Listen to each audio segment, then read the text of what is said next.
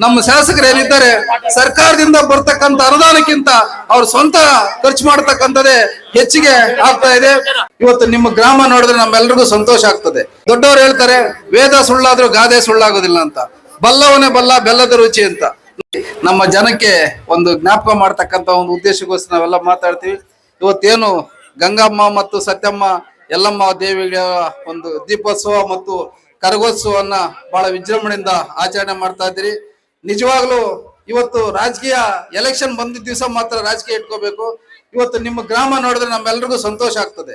ಕಾರಣ ಅಂತಂದ್ರೆ ಎಲ್ಲರೂ ಪಕ್ಷಭೇದವಾಗಿ ಮರೆತು ಎಲ್ಲರೂ ಸೇರಿ ಇವತ್ತು ಹಬ್ಬವನ್ನ ಹಬ್ಬದ ರೀತಿ ಆಚರಣೆ ಮಾಡ್ತಾ ಇದ್ರೆ. ಇದೇ ಒಂದು ಸಂಪ್ರದಾಯ ನಮ್ಮ ಹಳ್ಳಿಗಳಲ್ಲಿ ಮುಂದುವರಿಬೇಕು.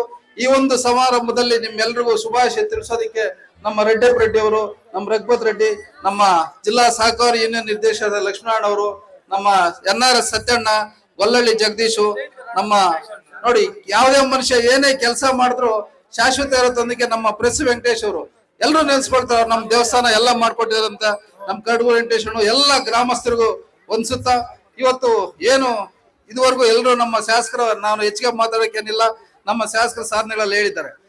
ದೊಡ್ಡವರು ಹೇಳ್ತಾರೆ ವೇದ ಸುಳ್ಳಾದ್ರೂ ಗಾದೆ ಸುಳ್ಳಾಗೋದಿಲ್ಲ ಅಂತ, ಬಲ್ಲವನೇ ಬಲ್ಲ ಬೆಲ್ಲದ ರುಚಿ ಅಂತ.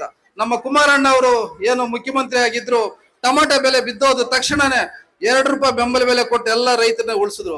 ಇವತ್ತು ಕೇಂದ್ರ ಸರ್ಕಾರದಲ್ಲಿದ್ದಾರೆ. ಹೋದ ಸಾರಿ ಮಾವು ಬೆಲೆ ಕುಸಿತ ಆದ ತಕ್ಷಣನೇ ಕೇಂದ್ರ ಸರ್ಕಾರದಲ್ಲಿ ಮಾತಾಡಿ ಎಲ್ಲ ರೈತರಿಗೂ ಮಾವಿನ ದುಡ್ಡು ಬರೋ ರೀತಿ ಮಾಡಿದ್ರು. ಕಾರಣ ಅಂತೆ ಆ ರೈತರಾಗಿ ಹುಟ್ಟಿದ್ರಿಂದ ಆ ರೈತ ಕಷ್ಟ ಗೊತ್ತಿರುತ್ತೆ. ಆ ಒಂದು ಕಾರಣಕ್ಕೆ ಇವತ್ತು ಅದೇ ರೀತಿ ನಮ್ಮ ಶಾಸಕರು ಏನಿದ್ದಾರೆ ಸರ್ಕಾರದಿಂದ ಬರ್ತಕ್ಕಂತ ಅನುದಾನಕ್ಕಿಂತ ಅವ್ರ ಸ್ವಂತ ಖರ್ಚು ಮಾಡತಕ್ಕಂಥದ್ದೇ ಹೆಚ್ಚಿಗೆ ಆಗ್ತಾ ಇದೆ. ಇವತ್ತೆಲ್ಲರೂ ನಾವು ಮುಂದಿನ ದಿನಗಳಲ್ಲಿ ಇವತ್ತು ಅವರ ಒಂದು ಕೈ ಬಲಪಡಿಸಬೇಕು. ಇವತ್ತು ಕುಮಾರಣ್ಣ ಮತ್ತು ಇಲ್ಲಿ ನಮ್ಮ ಶಾಸಕರು ಉಳಿಸ್ಕೊಂಡ್ರೆ ನಮ್ಮ ರೈತಾಪಿ ವರ್ಗದ ಜೀವನ ಬದಲಾವಣೆ ಆಗುತ್ತೆ ಅಂತ ಹೇಳ್ಬಿಟ್ಟು ಈ ಸಂದರ್ಭದಲ್ಲಿ ಹೇಳ್ತಾ ನಾನು ಮಾತು ಮುಗಿಸ್ತಾ ಇದ್ದೀನಿ. ಜೈ ಹಿಂದ್, ಜೈ ಕರ್ನಾಟಕ.